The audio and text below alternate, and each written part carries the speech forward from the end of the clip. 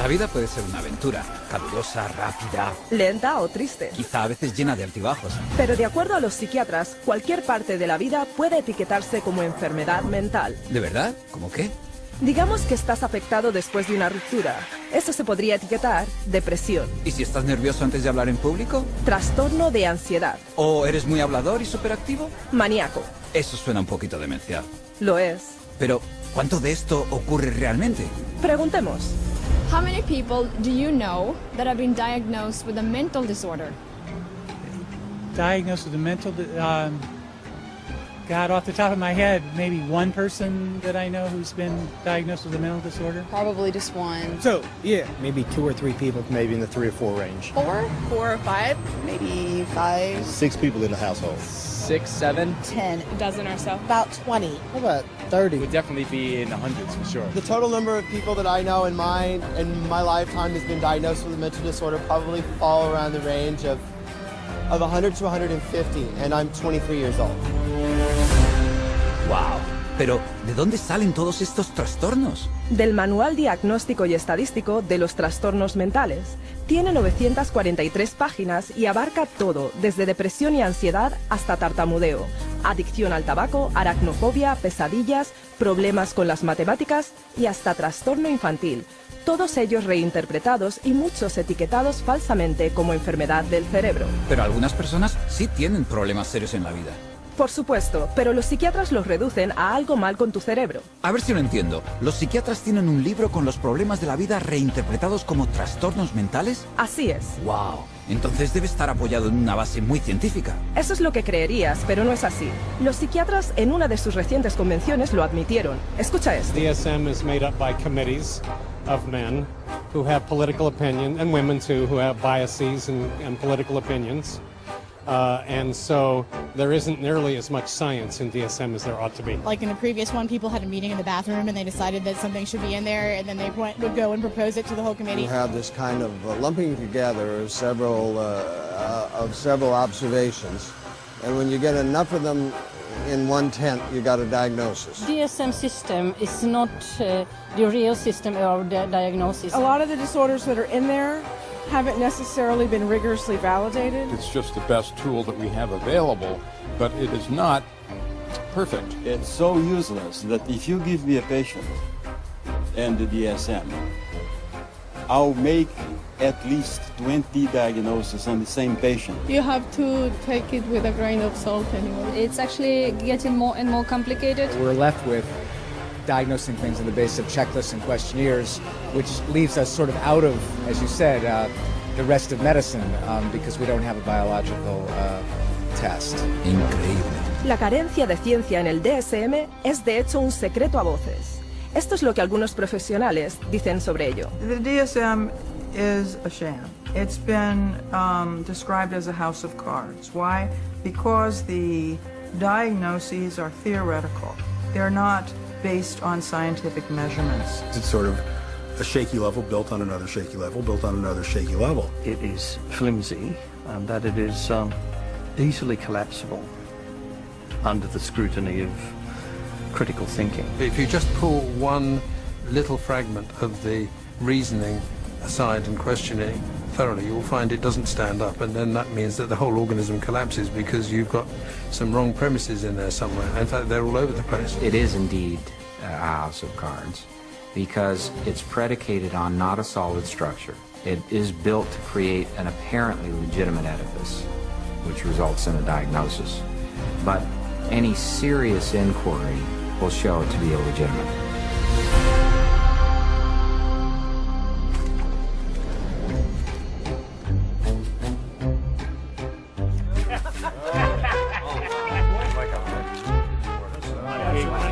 Here, I tell you.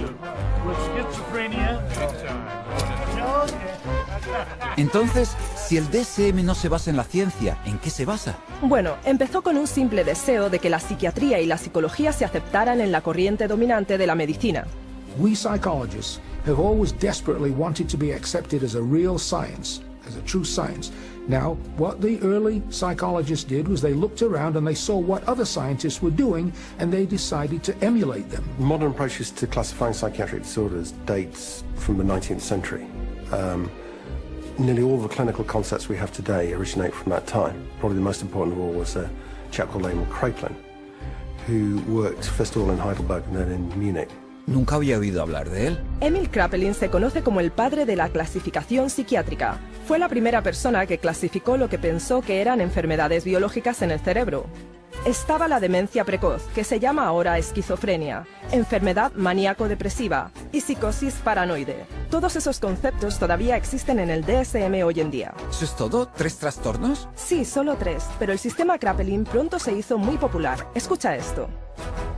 Kraepelin's system caught on very quickly, not only in the German-speaking world, but also in the English-speaking world, in the United States and Britain. It caught on because up to that point, nobody had an agreed way of talking about patients. So in the early 1950s, there was compiled Diagnostic and Statistical Manual of Mental Disorders. Now, there are very few statistics in the book. Disorder is used essentially as a euphemism for illness. This is a book which catalogues mental illnesses for which no medical sign has ever been discovered. Este panfleto primitivo tenía 130 páginas y enumeraba 112 trastornos mentales. Pequeño comparado con el DSM actual, pero mucho más grande que cualquier cosa prevista por Kraepelin. ¿Por qué tantos? Porque al definir más y más de la vida como anormal, los psiquiatras podían poner sus manos en una cantidad enorme de dinero del gobierno. ¿Definir la vida? ¿Qué quieres decir? Bueno, cosas como retener el aliento, morderse las uñas, chuparse el dedo, sonambulismo, eficacia pobre, hasta la homosexualidad. Es ridículo. ¿Añadieron todos esos solo para tener gente a la que dar tratamiento? Y más. Luego la segunda versión DSM-2 llegó en 1968 y se expandió a 178 trastornos. Una vez más, para hacerse con todavía más dinero del seguro del gobierno. Para hacer esto internacionalmente, el DSM-2 se escribió para seguir la línea de la Clasificación Internacional de la Enfermedad, el ICD, un libro usado en Europa y en todo el mundo, que aparte de los diagnósticos psiquiátricos, enumera enfermedades médicas reales. Así que, esa es la forma en que los trastornos psiquiátricos fueron aceptados en la corriente dominante de la medicina. Fue un inicio, pero el DSM-2 no era científico, pues estaba muy influenciado no por test clínicos, sino por las teorías del psicólogo austriaco Sigmund Freud. Entonces, debe de haber un montón de neurosis en ese libro, ¿verdad? Sí, pero no había ningún conocimiento en absoluto de qué las causaba, y ni siquiera buscaron una causa. Inclusion of the disorder in the classification does not require that there be knowledge about its etiology. So in other words, to make a diagnosis, you really don't need to bother with cause and effect. You don't need to know what causes the condition. Espera un momento. Si el DSM no te dice qué causa los trastornos mentales, ¿cómo los descubren los psiquiatras en primer lugar?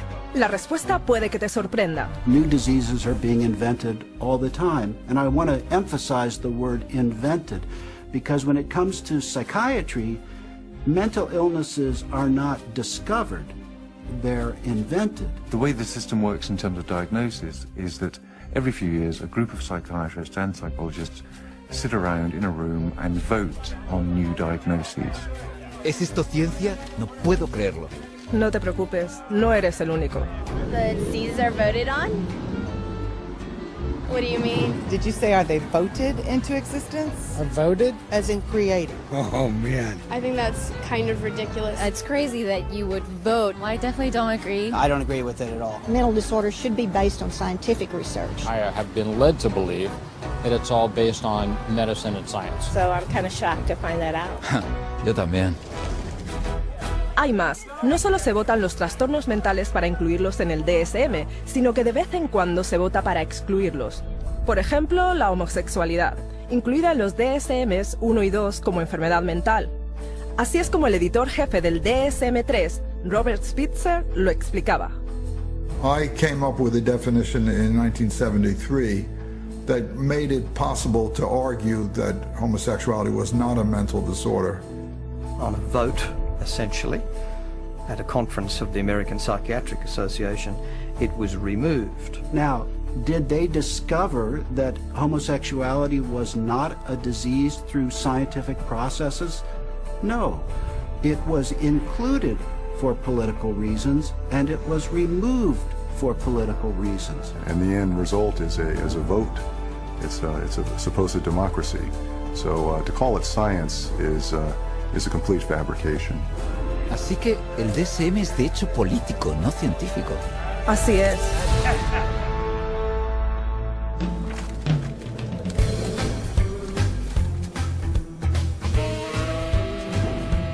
Pensaba que los psiquiatras querían ser vistos como médicos. Así es. Por eso tuvieron que hacer que su manual tuviera un aspecto más científico. Que no lo era. Así que, ¿qué hicieron entonces? Bueno, decidieron que la siguiente edición del DSM iba a ser completamente diferente. Fue una decisión que cambiaría a la psiquiatría para siempre. If you roll the clock forward to the 1970s in the United States, basically at that time psychiatry was in very poor shape for a number of reasons. First of all, it was held in very low regard by other members of the medical profession. So psychiatry was the sort of thing you did if you couldn't succeed in any other area of medicine. And people such as Robert Spitzer in America made it very clear. The time had come essentially for psychiatrists, being doctors of medicine, to practice medicine. So if a psychiatrist was spending a lot of time dealing with people who were anxious, depressed, these dilemmas, these problems in living now essentially had to be redefined, and they were redefined as medical conditions. And their solution to this was to come up with a manual which defined psychiatric disorders more carefully. So hence we have DSM-3, which is the third edition, which is published in 1980. Bajo Spitzer, los psiquiatras que editaban el DSM-3 descartaron la psicología freudiana y decretaron que desde entonces los diagnósticos psiquiátricos fueran puramente biológicos. Así que al final se hicieron científicos. No, en realidad para nada. De hecho, las disputas políticas sobre qué trastornos incluir y cuáles dejar fuera del DSM-3 fueron todavía más ridículas. Esto es lo que un psiquiatra tenía que decir sobre ello. They would squeeze into a room which was about half the size of this one. It was much too small. And Bob would raise a provocative question, and people would shout out their opinions from all sides of the room. And whoever shouted loudest tended to be heard. My own impression is it was more like a tobacco auction than a sort of conference. Y esto es lo que otro miembro del panel decisorio del DSM dijo. The low level of intellectual effort was shocking. Diagnoses were developed by majority vote on the level we would use to choose a restaurant. You feel like Italian, I feel like Chinese, so let's go to a cafeteria. Then it's typed into the computer.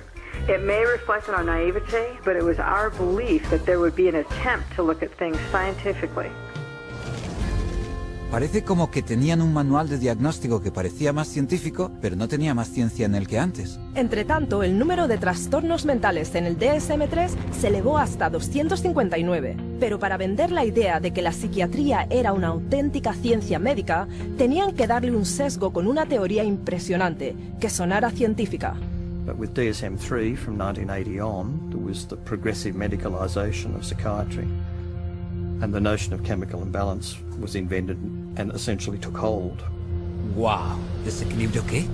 La teoría de desequilibrio químico se sugirió en 1965 para explicar cómo la depresión podría estar causada por un desequilibrio de elementos químicos en el cerebro. Me gustaría oír eso. Joseph Schildkraut teorizó que como las drogas psiquiátricas alteraban los niveles de esos elementos químicos, entonces la enfermedad mental tiene que estar causada por demasiados de estos o muy pocos. ¿No es eso al revés? Sin duda lo es. Es como decir que como la aspirina quita un dolor de cabeza, que los dolores de cabeza los causa una deficiencia de aspirinas. Ya veo lo que dices. Pero fue lo bastante convincente como para darle a la psiquiatría y al DSM-3 el aura superficial de ciencia. Como Robert Spitzer dijo, Psychiatry felt now, gee, we're more scientific, we're part of medicine. Así que funcionó. Sí, y desde entonces los psiquiatras y la industria farmacéutica han promocionado la teoría del desequilibrio químico implacablemente, tanto al campo médico como al público. If you're one of the millions of people who live with uncontrollable worry, anxiety, and several of these symptoms for 6 months or more, you could be suffering from generalized anxiety disorder, and a chemical imbalance could be to blame. Pristiq is thought to work by affecting the levels of 2 chemicals in the brain. It works to correct chemical imbalances in the brain, which may be related to symptoms of social anxiety disorder. Cymbalta works on serotonin, and norepinephrine. Hundreds of thousands of patients have been prescribed Abilify. Ask your doctor. Ask your doctor. Talk to your doctor. Call your doctor. Ask your doctor about Cymbalta. Pristiq is a key in helping to treat my depression. Ask your doctor about Pristiq. You come to my office, and I say to you, well, you describe what's going on in your life and your symptoms, and I say, well, it's clear to me that you've got a chemical imbalance, and we're going to write you a prescription for this. The truth of the matter is, there's no such thing as a chemical imbalance. There's no test out there that they can depend on that tells you you have a chemical imbalance. There's actually, in fact, dozens of studies showing that there isn't any measurable imbalance. So psychiatrists will explain to patients all the time, this is just like diabetes. In diabetes, you have low insulin, we have to readjust the insulin level. In depression, you have low serotonin, we have to readjust the serotonin level. But actually, we have already proven that there's nothing wrong with serotonin levels. It's completely a myth, disproven by our own evidence. I had a psychiatrist. He said that, in his professional opinion, this child had ADHD, a chemical imbalance of the brain. And when he was questioned on the witness stand as an expert witness for the state, he was asked if they had done an MRI. He said no. He was questioned if they had done a CAT scan. He said no. He was asked if they had done any bodily fluid check known to medical science to prove that this child had a chemical imbalance of the brain. He says no. And when he was asked how he arrived at this ADHD diagnosis, a chemical imbalance of the brain, it came down to that he had counseled and observed this child for 2 hours, and half of the time was observing. How do you arrive at a diagnosis of a chemical imbalance of the brain by talking to a child and observing them for 2 hours? You don't, okay? It's pure guesswork. Vaya, de verdad. Míralo por ti mismo. Esto es lo que pasó cuando una persona con una cámara oculta fue a varios psiquiatras pidiéndoles que le hicieran test para enfermedades mentales. Of any scientific test? Not that I'm prepared to do this time. So you getting that I have adjustment, what is it? Adjustment disorder, mixed emotional thinking. It just means situational stress. Right, it's a formal diagnosis. But I'm saying, just where do you get that from? I take you at face value. In terms of diagnosis, there's no way that I can x-ray or project or so it's very hard to have any kind of measure. Because whatever's going wrong, it's happening in there, and we just can't go in and open up somebody's skull and scoop something out to measure. Right now, we don't have an X-ray or a blood test. That doesn't mean that the diagnosis is not clear. The diagnosis is for insurance, and I'm not really trying to think too much in terms of diagnosis. I don't really see that as my main job here to make a diagnosis, except to give something to the insurance that's reasonably accurate. But we don't even really know what's going wrong in the brain. So all the things that we found were found by accident. Estoy atónito. El diagnóstico psiquiátrico se basa puramente en la opinión individual. Sin importar lo que hagan, están equivocados. La BBC británica hizo incluso un programa sobre esto con 10 voluntarios, 5 considerados normales y 5 diagnosticados anteriormente como enfermos mentales. Fueron observados por 3 expertos a quienes se les pidió determinar quién era quién. Vaya hombre. Mira esto. We think that it's likely that you've had a history of bipolar disorder. Is that correct? You're wrong. Okay. We've come to the conclusion that at some time you've been diagnosed with a mood disorder. You're wrong. We were wondering whether at some point in your life maybe that you had suffered from a significant psychiatric problem of some kind or other. No. Not at all? You are wrong. All right, okay. 3 wrong diagnoses in a row. After a whole week of observation, the panel have identified just 2 out of 5 disorders. Pues vaya con la ciencia. Tú lo has dicho.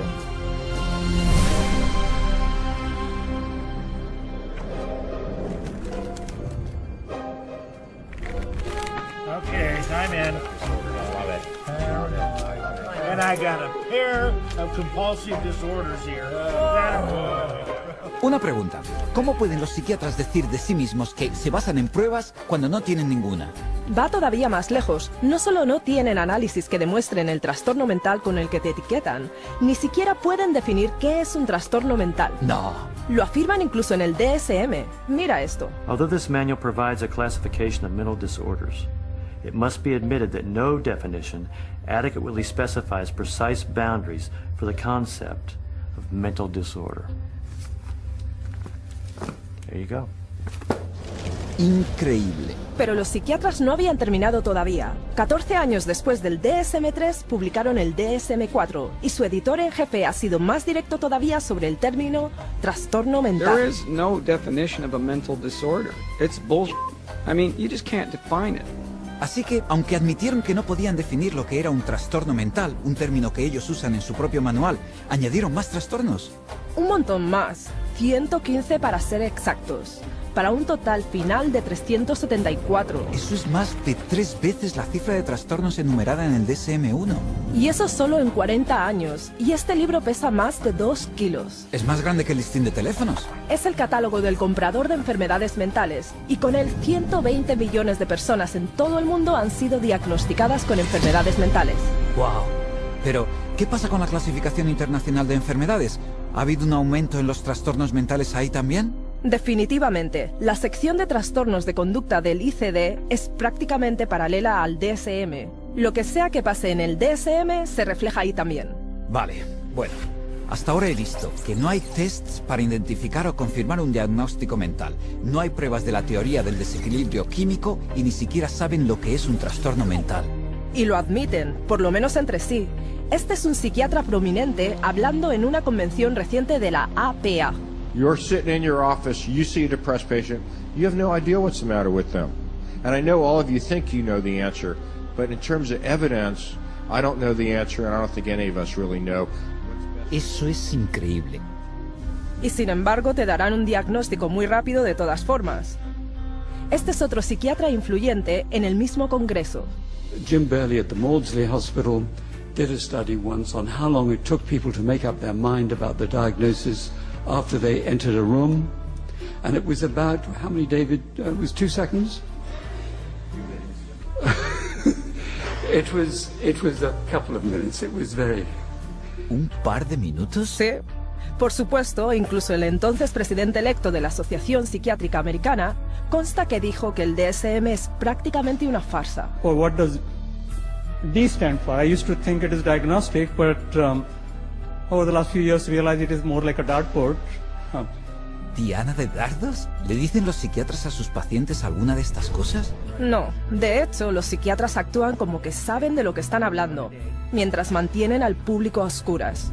I was sent to a psychiatrist who saw me again for maybe about 15 minutes, talked to me how I was doing at 7 years old, and I left with a prescription for Ritalin. Probably within the first 15 minutes, he diagnosed me with having an anxiety disorder and put me on prescription medication. The amount of time it took for the diagnosis was, I'd say, probably within 10 minutes is, I was diagnosed with anxiety, with depression, within 10 minutes of speaking to the psychiatrist, and I was put on those drugs immediately. I received numerous different diagnoses from different doctors, and each one gave me a different drug. I didn't have to undergo any tests. I didn't even have to sit there and I didn't have to ask any questions. It was just that's what you've got, and this is the drug. They really didn't talk to me. They were always talking and questioning my mother. It was all about getting the information from her and not from me. It doesn't make sense to me. I researched it, I done my research, and I still can't fully understand how you can diagnose somebody with a short attention span. There was never an explanation. Nobody really knew what it was or why it was caused or how did you get it, why did anybody have it, and what could anybody do about it. Just here, have some medicine and go away. And I was put on, a horse's dose of an antidepressant called Effexor, 450 milligrams a day. They say if you're on 300, you're comatose. It wasn't always Ritalin. It went from Ritalin to Wellbutrin to Concerta to Adderall. I remember asking these doctors, is there any other way we can do this? Is there any other therapy? Is there something we can do that won't make me feel so badly, that won't give me all these side effects and just horrible sensations through my body 24 hours a day? Is there something else I can do that might be not having to do with medications?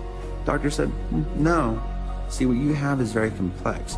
You have a chemical imbalance in your brain that the only thing that can correct it is medication. Wow, montones de diagnósticos, pero todo lo que parece recibir son medicinas. Así es. Hoy un diagnóstico psiquiátrico significa realmente una droga psiquiátrica. The whole question then becomes, okay, if we apply these labels, what next? And the what next tends to be, you get a prescription.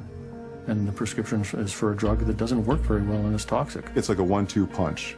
The number one of the 1-2 punch is the diagnostic manual. You've got all these disorders to choose from. The two is the treatment.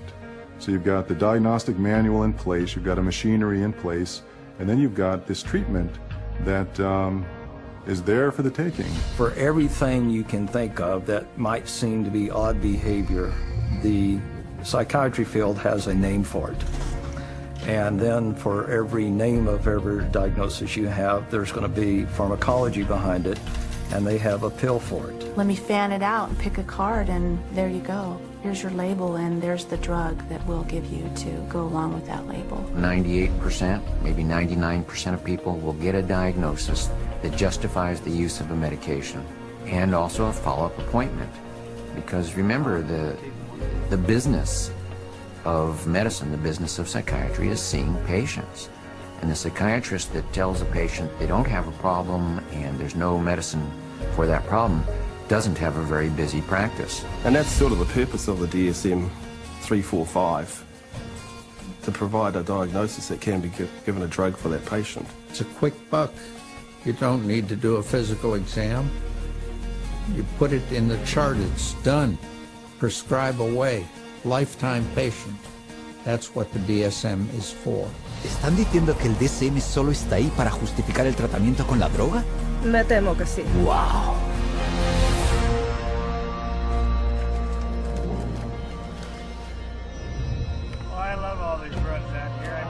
Así que si el tratamiento primario de la psiquiatría es drogar, se tiene que estar haciendo un montón de recetas ahí fuera. Por supuesto. ¿Sabías que se escriben más de 600 millones de recetas para medicación psiquiátrica cada año? Uf.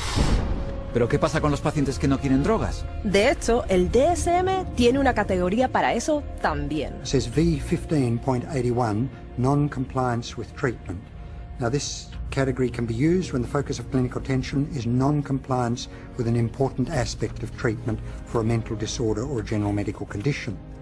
If you refuse treatment, then you probably are mentally ill, ipso facto, by that fact alone. Así que, si no haces lo que te dice un psiquiatra, ¿eso es un trastorno mental? Así es. Eso desde luego da miedo. ¿Y por qué no seguirían el tratamiento? Porque las drogas que los psiquiatras recetan pueden causar algunas reacciones físicas muy fuertes y graves. ¿Quieres decir efectos secundarios? Bueno, no exactamente. Drugs really don't have side effects. Drugs only have effects, and we arbitrarily differentiate those effects of the drug that we like, and we say these are the effects of the drug. And those that we don't like, those are the side effects. It's akin to saying that a bomb that comes down on a building kills people and destroys the building, and the military general says, oh, killing of the people is really a side effect. No, you cannot separate out the destroying of the building and the killing of the people.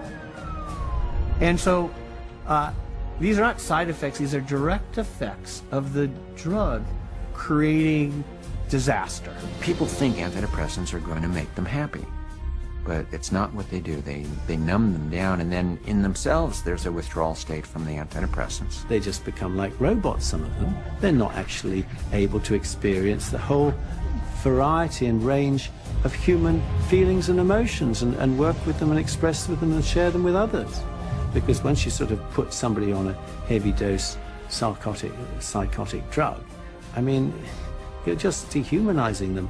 These are very potent, very toxic medicines, cause on themselves diabetes, high cholesterol, cause what's called a metabolic syndrome, truncal obesity, premature hardening of the arteries. They affect the heart and the lungs and the kidneys, and you never know exactly what to expect. Most psychotropic drugs lead to massive weight gain.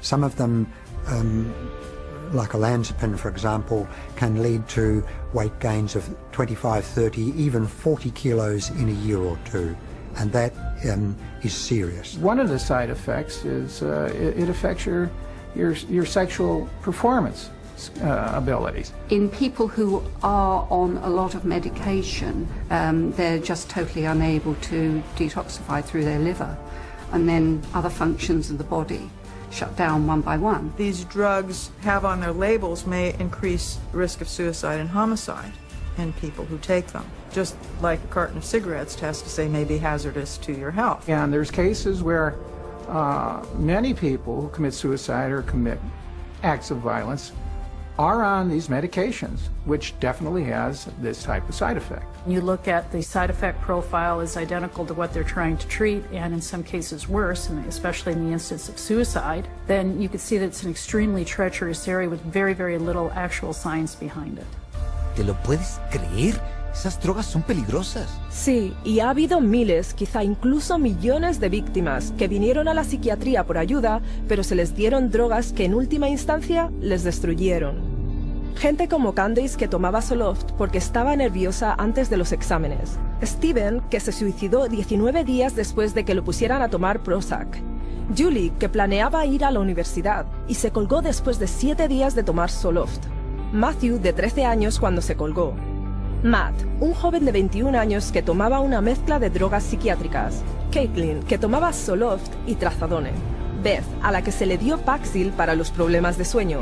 Matthew, quien después de empezar con Lexapro. Charles, tomando Clozaril. Caitlin, con 12 años. Megan. Aaron. Espera. Esto es demencial. ¿Me estás diciendo que toda esta gente que se suicidó había estado tomando drogas psiquiátricas? Sí, un estimado de 42.000 muertes al año se han vinculado a drogas psiquiátricas, ya sea por homicidio o por suicidio.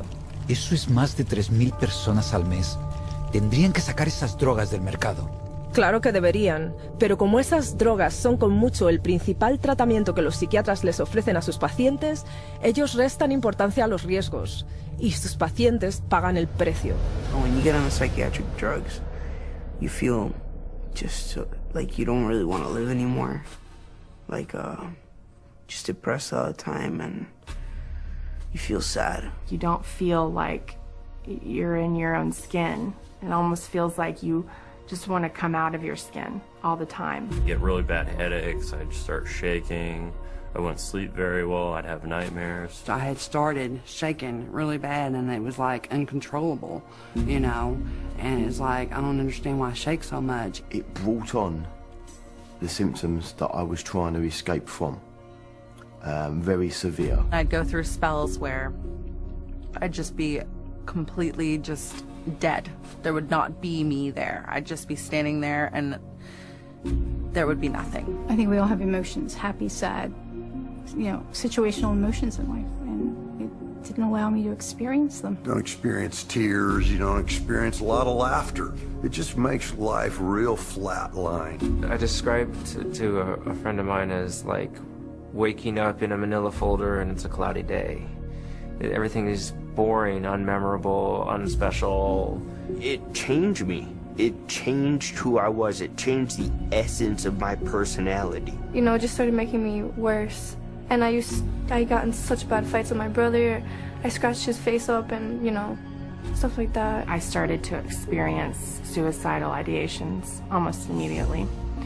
And I had never had any feeling like that before. I remember when I was at home one day, I had taken my medication and I thought about killing myself, and I got really scared, so I ran to my brother and I told him, and he just held me and told me not to give up and to just keep trying. And I actually thought that's maybe the one thing that I do have control over, that I could, you know, I could off myself, and I would be out of this roller coaster of an existence. I have been raped. I have been coerced into doing things that I do not care to speak of. But just to put it in perspective, even having experienced that, the experiences in thoughts and loss of self that I had, being put on Prozac was the worst violation I have ever experienced. Estoy mudo de estupefacción. La gente ni siquiera sabe lo que estas drogas están haciendo porque confían en su psiquiatra. No solo eso, estudios recientes han mostrado que sus drogas como los antidepresivos no curan trastornos mejor que una pastilla de azúcar, un placebo. Así que, para recapitular, no solo el DSM proporciona la etiqueta que los psiquiatras te ponen, sino que justifica que te droguen con drogas poderosas que tienen un montón de efectos secundarios y que ni siquiera funcionan. Esto está fastidiado. Definitivamente. Y luego todavía se aferran a la idea de que pueden corregir tu conducta indeseada con sustancias químicas.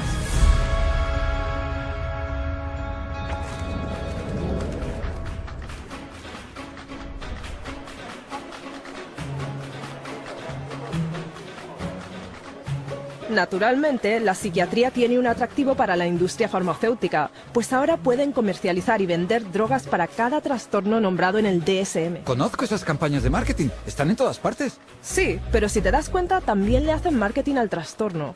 Las empresas de fármacos anuncian los trastornos del DSM en publicaciones, televisión e internet, instándoles a hablar con su médico.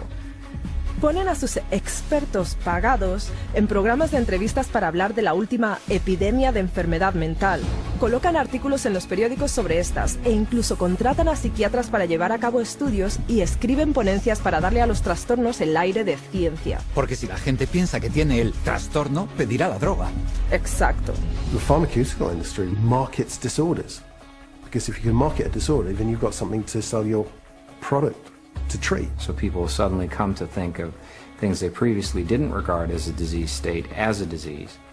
Go to the doctor, see the psychiatrist then prescribes the drug that the drug companies have received FDA approval for, and everyone is happy except for the patient. They're all working together, the psychiatrists, the pharmaceuticals, and one feeds the other.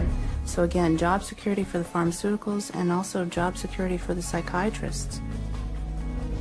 Y no son solo las empresas de fármacos las que fomentan estas enfermedades. Un psiquiatra, Joseph Biederman, creó y popularizó un trastorno llamado bipolar pediátrico. De hecho, dijo que podía empezar desde el momento en que el niño abre los ojos. Bipolar, como en los cambios de estado de ánimo, para los niños. Por desgracia, sí. En solo 9 años, el Dr. Biederman alimentó un auge que multiplicó por 40 la cifra de niños etiquetados como bipolares, a la mayoría de los cuales se les recetó poderosas drogas antipsicóticas ideadas solo para los enfermos mentales más serios. No tenía ni idea. El psiquiatra que editaba el DSM-4 admitió la influencia del DSM en la moda del bipolar infantil.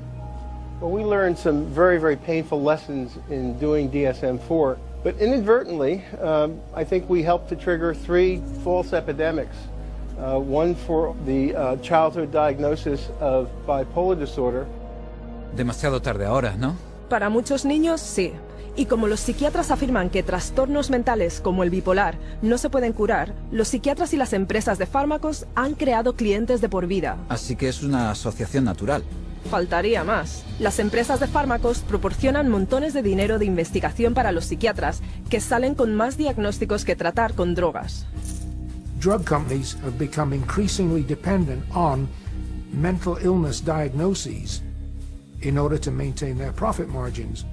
And psychiatrists and increasingly clinical psychologists are more than happy to manufacture mental illness in order to make that happen. Hence, the increase in size of the Diagnostic and Statistical Manual of Mental Disorders. The strategy is how many people we can diagnose with a particular label that would be broad enough to include a ton of people in it.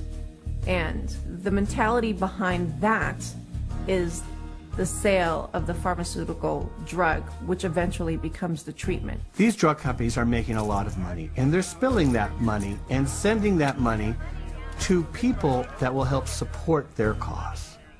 So it's not a surprise at all that they have infiltrated so many of the committees within the DSM and so much of our own medical education. Espera un momento. ¿Las empresas de fármacos se han infiltrado en los comités de psiquiatras que deciden qué trastorno poner en el siguiente DSM? En el DSM-4, el 56% de los miembros del comité tenían vínculos financieros con las empresas farmacéuticas, la misma industria que iba a beneficiarse de las 115 enfermedades mentales diagnosticables que se aceptaron por votación. Así que, claro, vemos más diagnósticos que se tratarán con drogas. Y muchos más síntomas enumerados para cada trastorno. The whole world is being made crazy, really.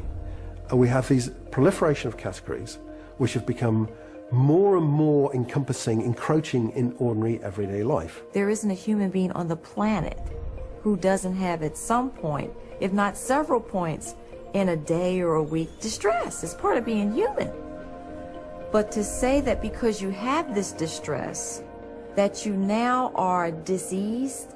If you take a god man in India who wanders around with a shawl and meditates for 17 hours a day, drinks rainwater and engages in some kind of spiritual or religious discipline or practice where he might roll on the ground for 100 miles to a holy place, people there don't persecute those individuals. They accept them as people engaged in religious practices. But here, if you took those same individuals in India and you had them walk across a campus in America, they would immediately be arrested and put into a psychiatric facility because they're manifesting psychosis. This varies by culture. What do we want to straitjacket everybody? Is everyone going to be the same? What about people that do have a little bit odd behavior? Is a little odd behavior bad or dangerous? It's just different. You want this thing to cover, all manner of aberrant human behavior. So if you can cover every bit of it, then you're going to have the best chance possible to a billable unit of service. Y por cierto, en caso de que no puedas ser incluido en cualquiera de sus categorías, hay una más que se te puede asignar. Naturalmente. This is number 301.9. 312.9. 292.9. Bipolar disorder, not otherwise specified. Gender identity disorder, not otherwise specified. Disorder of infancy, childhood, or adolescence, not otherwise specified. Not otherwise specified. What the hell does that say? They don't know. It's kind of like a catch-all. It's the garbage can for the leftovers. There's even a box for people that don't fit in the other boxes. To me, it's insane. This is like rubbish to me. This is scary to me. This is hackery, quackery, dockery. Es una ciencia bastante pobre si tus categorías son tan flojas que necesitas una categoría de misceláneo para recoger los cabos sueltos. Sí, como TDAH por lo demás no especificado, trastorno alimenticio por lo demás no especificado, trastornos del estado de ánimo por lo demás no especificados. You can always use the NOS, the not otherwise specified diagnosis, and as a billable service. Not otherwise specified means that you're sort of at sea to some extent on the exact diagnosis, meaning it doesn't fit into any of the categories you've established. Unspecified mental disorder. You see, that's considered a disorder. Having nothing wrong with you is now a disorder. That's what this says. Can you believe it? No, no puedo creerlo. ¿Hay una categoría llamada trastorno mental no especificado? Como en no te lo describimos. ¿Eso es una enfermedad mental también? La cosa se pone más demencial. De acuerdo al DSM, podrías ser diagnosticado con un trastorno mental que ni siquiera está en la lista. Estás de broma. Escucha esto. These diagnostic criteria and the DSM-4 classification of mental disorders reflect a consensus of current formulations of evolving knowledge in our field. They do not encompass, however, all the conditions for which people may be treated or that may be appropriate topics for research efforts. It's even in the language of the introduction, it's basically saying we're trying to have a diagnosis to cover all the bases of anything that somebody could come in complaining about, which is, again, entirely backwards from how medical diagnoses are come to. Este DSM no está ni siquiera cerca de la medicina, ¿verdad? Para nada. Es puro marketing.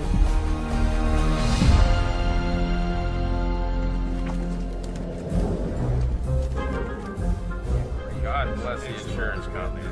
You get these multiple personalities on insurance companies. Insurance building, that's the big money right there. Hay algo que todavía me fastidia. Si el tratamiento psiquiátrico es tan largo, tan caro e ineficaz. Ya lo sé. ¿Quién estaría dispuesto a gastar esas cifras exorbitantes de dinero para tratamiento psiquiátrico que se alarga durante años y a menudo toda una vida mientras proporciona resultados pésimos? Exactamente. ¿Quién paga por todo esto? Principalmente el gobierno y las aseguradoras privadas de salud. Claro, las aseguradoras. De hecho, el grupo de presión psicofarmacéutico ha sido muy eficaz para que se pasaran leyes que obligan a las empresas aseguradoras a proporcionar seguro de salud mental igual al seguro médico regular. A eso se le llama paridad de salud mental, ¿verdad? Así es, pero económicamente esto ha sido una catástrofe.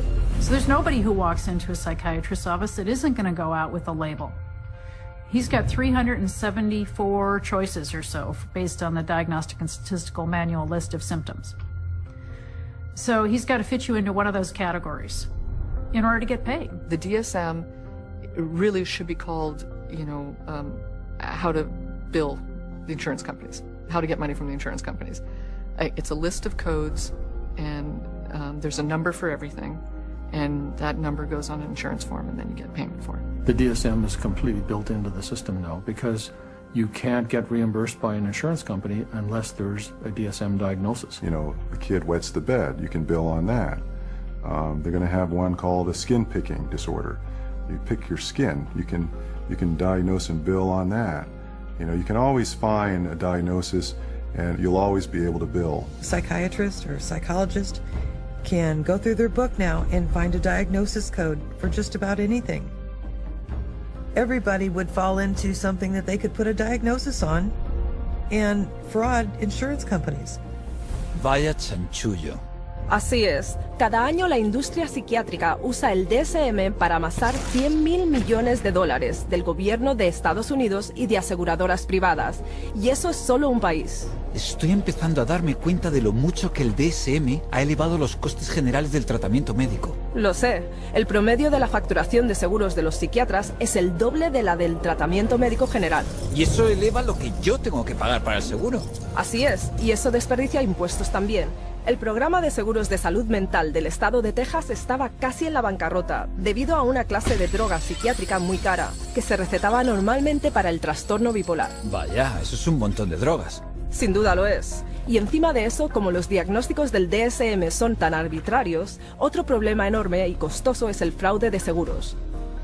Se ha pillado a los hospitales psiquiátricos privados haciéndose pasar por clínicas para dejar de fumar o para perder peso, para conseguir gente que sea admitida.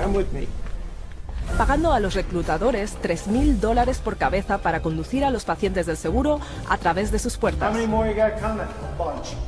Y a retener a los pacientes dentro tanto tiempo como sea posible hasta que se les acaba el seguro. ¿Y todo esto es por el dinero del seguro? Así es. Y una vez que los pacientes están inscritos, se puede sacar cualquier diagnóstico del DSM para justificar el tratamiento. Mira el metraje de esta cámara oculta de alguien que se hizo pasar como trabajador de un hospital psiquiátrico.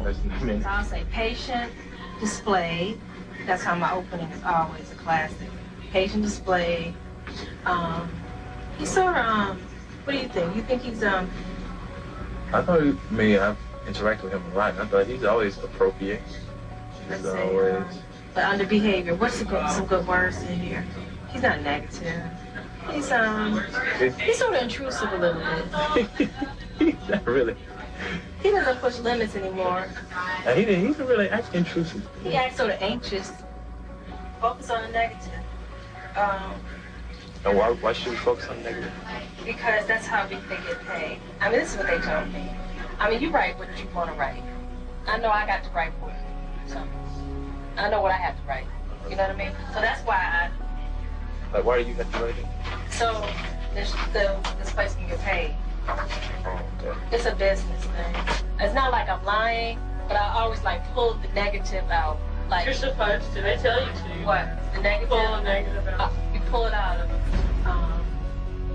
Eso no puede ser ético. No lo es. Y eso es solo el inicio del fraude. A los que proporcionan servicios psiquiátricos se les ha pillado facturando a las aseguradoras por tenerles escuchando música, viendo la tele o jugando al bingo, cobrando por llamadas para despertar, entradas de cine o viajes al extranjero. O por afirmar que trataban a la gente que estaba en la cárcel en coma o incluso muerta. No. Algunos psiquiatras han facturado incluso por tener sexo con sus pacientes y llamarlo terapia. es repugnante. Como un director de fraude de seguros dijo, el alcance del fraude solo está limitado por la imaginación. No tenía ni idea. No hay muchos que la tengan. Las estafas en la salud mental timan a las aseguradoras y a los contribuyentes 5.000 millones de dólares cada año solo en Estados Unidos. Deberían arrestar a esos criminales, encerrarlos y tirar la llave.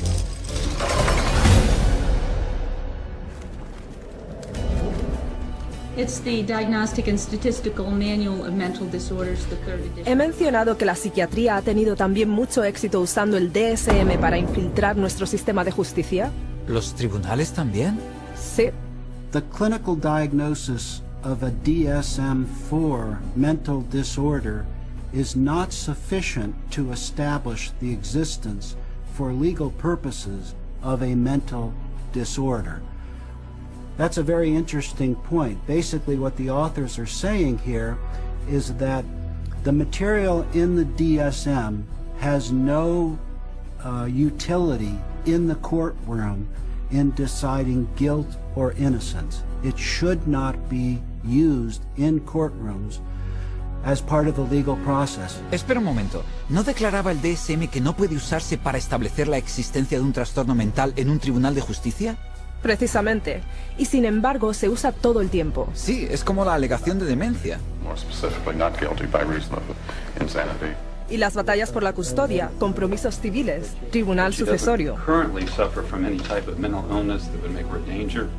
He leído de psiquiatras ante los tribunales en bandos opuestos, cada uno usando el DSM para reforzar su caso, y cada uno de ellos fue aceptado por el tribunal como testigo experto.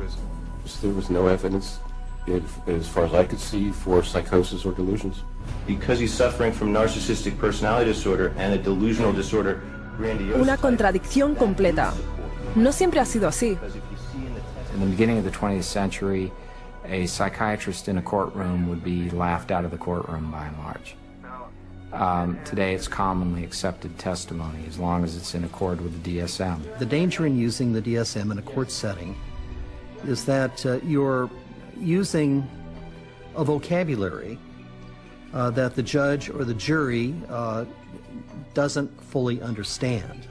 They are, by concocting these psychobabble words, it makes it seem like there's something there that may not be there.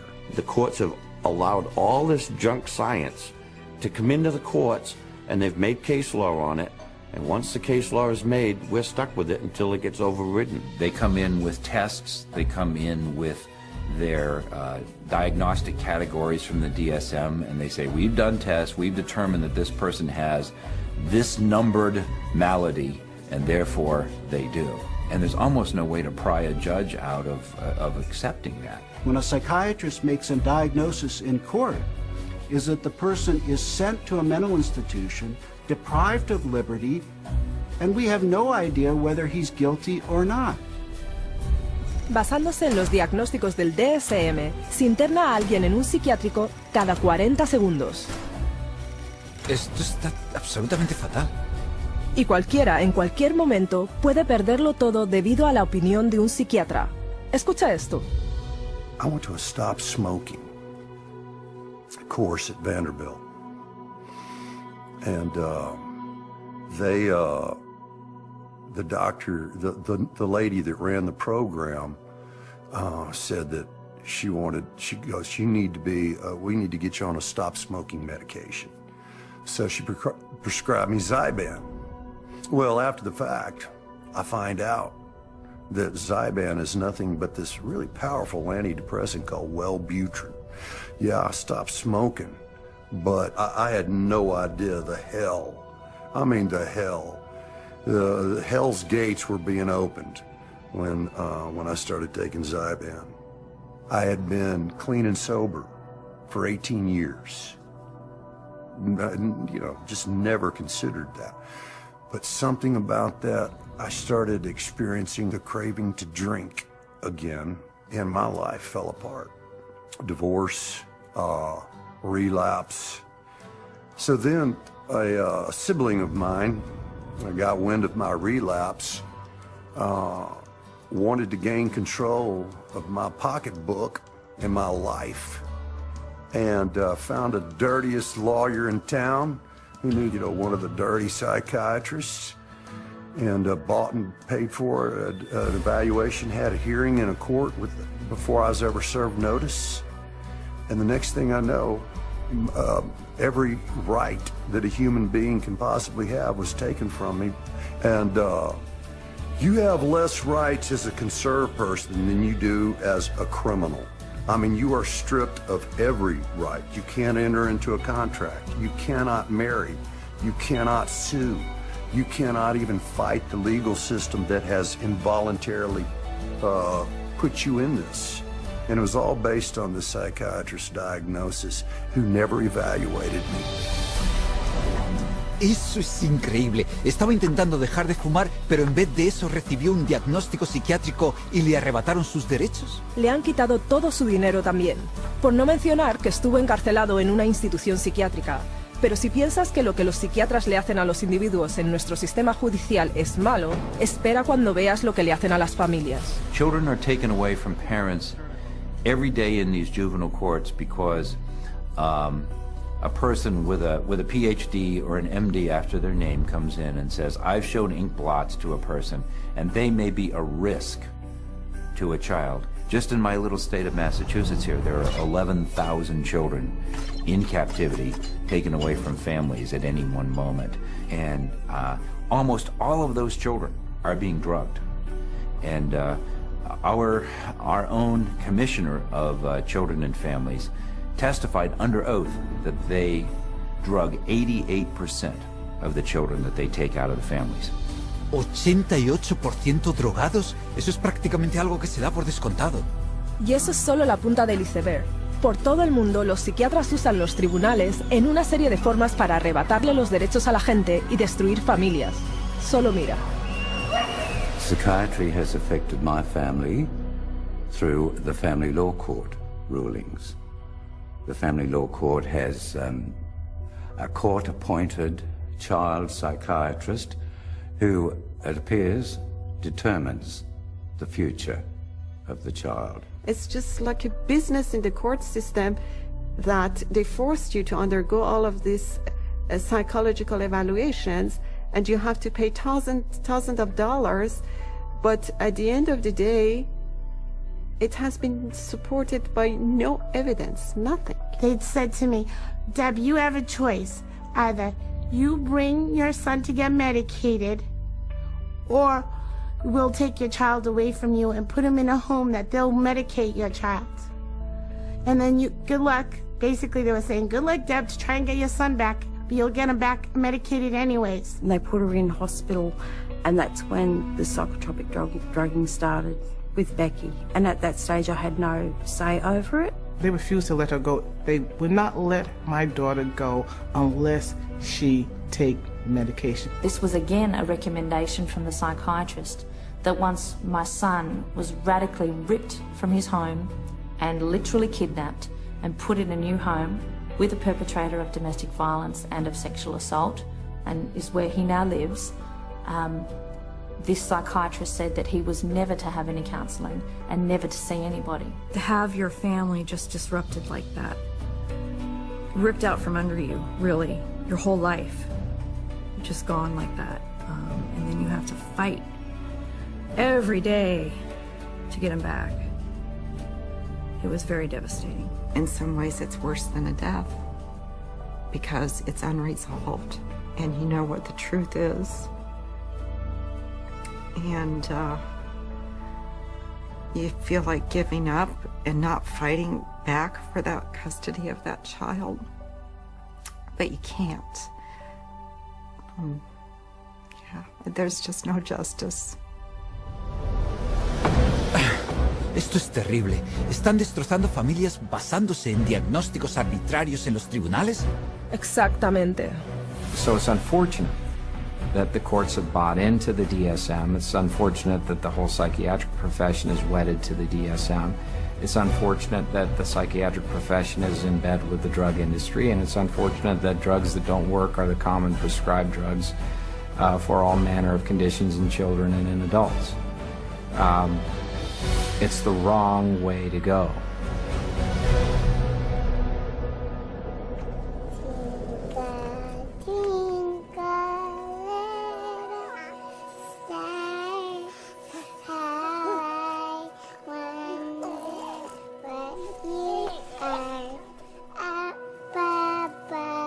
Oh, no. No a ellos también. Por desgracia sí, los niños son ahora un objetivo de mercado enorme para la psiquiatría. El número de trastornos de la infancia incluidos en el DSM ha ascendido como un cohete desde 3 trastornos en 1952 hasta 44 hoy en día. Eso es 15 veces más. Y aún así el DSM básicamente admite que no debería diagnosticar a los niños. In early childhood, it may be difficult to distinguish symptoms of attention deficit hyperactivity disorder from age-appropriate behaviors in active children, such as running around or being noisy. We basically don't know the diagnosis from normal childhood. That's what that's saying. Trastorno del déficit de atención e hiperactividad. Así es como los psiquiatras llaman a los niños que no se sientan quietos en clase, se agitan, corren o trepan mucho. Básicamente conducta infantil, ¿verdad? Así es, y 20 millones de niños en todo el mundo han sido etiquetados con algún trastorno mental. Así que, en vez de dejar que los niños sean niños, los psiquiatras les dicen ahora a los padres que sus hijos están enfermos mentalmente y que necesitan drogas psiquiátricas. It used to be that you were on the playground, you had the weird kid, you had the shy kid, you had the goof off, you had the hyper kid. You can't have that anymore. Now it's all medical diagnoses. For them to come up with new diseases and new issues and diagnosis in their book, it doesn't correct bad behavior, okay? They can give children all the pills they want. It still doesn't correct bad behavior. The thinking still is, you must fit into this mold. And if you don't fit into this mold, there's something wrong with you. And if you're not the person who designs the mold, too bad for you. A child is labeled and then they're brought to professionals who are trained a very particular way. They're all being trained that if the child fits into this category, then we should consider putting them on Ritalin because that's what they do. That is the protocol. The way the Ritalin will be marketed to the parents is that they will say, this is a drug to calm your child down. What they won't say is that methylphenidate is a form of speed. It's a form of amphetamine, and what we're actually doing is overdosing your child on speed. It's a stimulant, so naturally it's going to increase heart rate, increase blood pressure, and you put a kid out on a football field on a hot summer day, and his risk of having a cardiac event of some sort has just gone up. ¿Sabes? He oído que los estimulantes que se les dan a los niños con problemas de atención son químicamente muy similares a la cocaína. Sí, y tienen un potencial tan elevado de que abusen de ellos que están incluidos por el gobierno de Estados Unidos en la misma categoría que la morfina, el opio y la metanfetamina. Así que, ¿a quién van a drogar los psiquiatras a continuación? ¿A los bebés? Exactamente. Usan lo que llaman clasificación de diagnóstico de 0 a 3 o DC-03. Es como un mini DSM para bebés y niños que empiezan a caminar. Escucha esto. We already targeted our school children with ADHD and bipolar. That's already done. That was done 20 years ago. And we're moving younger with DC-03 to the 0 to 3 age group where they're trying to make popular the idea that it's okay to medicate 0 to 3-year-olds. The idea of a program to determine whether a child from birth to the age of 3 has a mental illness is so preposterous, so absolutely insane, that it's simply an additional part of the insanity that is now extant throughout this country. I cannot think of a program that is more insane than that. How are they going to diagnose a 1-year-old or an infant with a psychological disorder? How do they know? You almost have to ask ourselves, if our societies become sick, what are we doing to our fetuses, our infants, our children, that would make us need to have psychiatric medications? We're rolling dice with life. We're rolling dice with our children who can't even discuss it with anybody. They have no control. They are the helpless victims. And the ones who are supposed to protect them and care aren't armed with the facts. Si los padres supieran todo esto, estarían furiosos. Ya lo creo, pero cuidado, porque el DSM dice también que podrías contagiarte de la enfermedad psiquiátrica de tus niños. No puedes decir eso en serio. está en el DSM.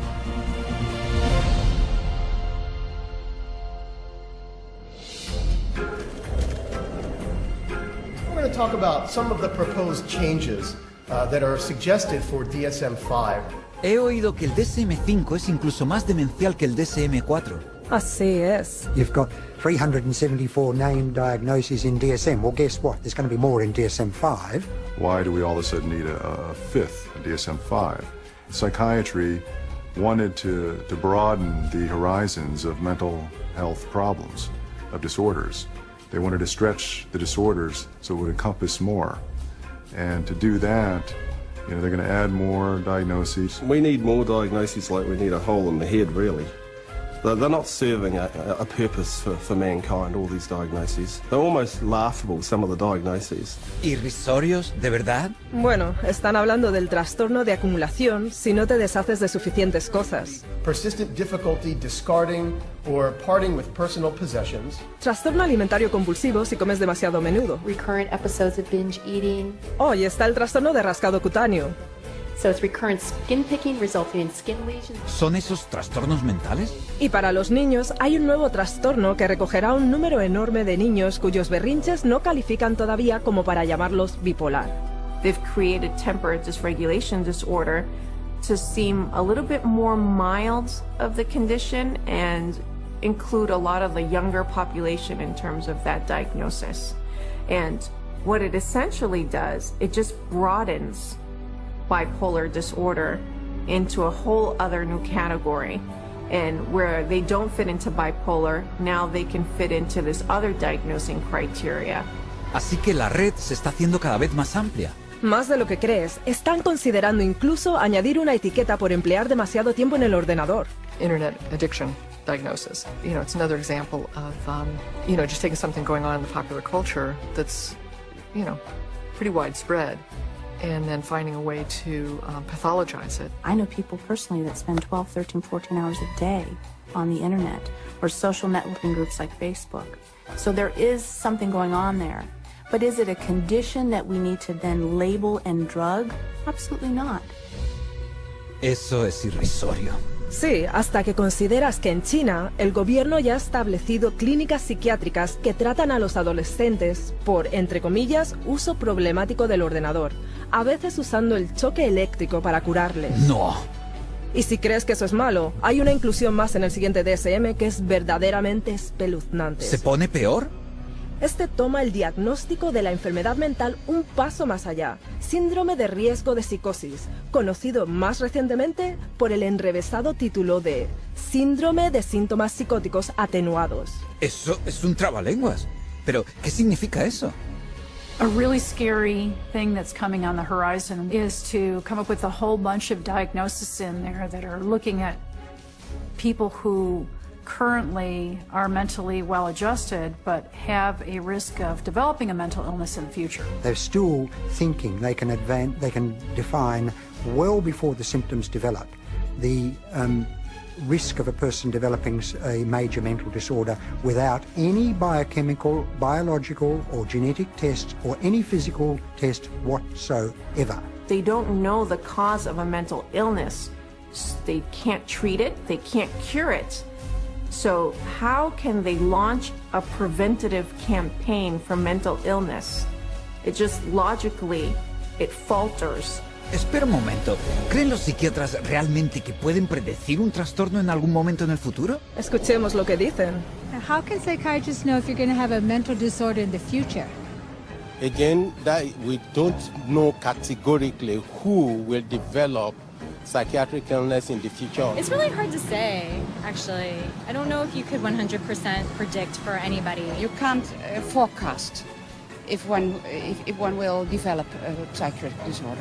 Maybe not, or maybe yes. It's hard to predict. It's hard to predict. There's no way to predict that. Well, I don't think that nobody knows that. There's no way to tell. Nobody knows? I don't think anyone can know what's going to happen in the future. Obviamente no tienen ni idea. Sí, pero a pesar de esto ya están proponiendo hacerles test a los niños para enfermedades mentales futuras. De forma que las puedan tratar ahora. Claro. I would hate to see us go into the type of society where people are locked up for what they may do in the future, rather than what they actually have done. Identifying people who are pre-psychotic would be a huge industry. Wow, eso es verdaderamente aterrador. Y lo que es una locura es que los psiquiatras siguen adelante con el DSM-5 cuando algunos de sus más influyentes miembros admiten abiertamente que no sirve absolutamente para nada. Any comment on DSM-5? It's of no use to us in the rest of the world. Incluso el psiquiatra encargado del Instituto Nacional de Salud Mental de Estados Unidos es menos que entusiasta al respecto. I don't do DSM. I'm not involved. So, and that maybe tells you more than anything. NIMH is not involved with DSM. Así que el hombre en la cima de la mayor organización psiquiátrica mundial no quiere saber nada del DSM. Eso es lo que parece. Es un fraude total. The Diagnostic and Statistical Manual is effectively the story that is being wrapped up in statistics and numbers and categories, that when medicine tosses, doesn't fit any of our categories over to psychiatry, psychiatry says we'll find a category, and if we don't, DSM-5 or 6 or 7 will. I think in 2016 we'll be looking at DSM-6 and there will be 1,425 diagnoses and I'll have 900 of them. Eso es una locura. Sí, pero todo está diseñado para encajar a más y más personas bajo la cobertura del diagnóstico de la psiquiatría. De forma que puedan hacer caja incluso con más conducta normal. Ahí lo tienes.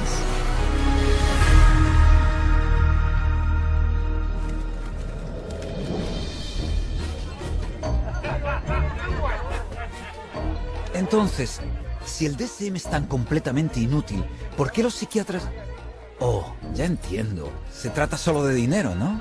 Con la psiquiatría se trata siempre de dinero. Y todo empieza con el DSM. Como Robert Spitzer dijo...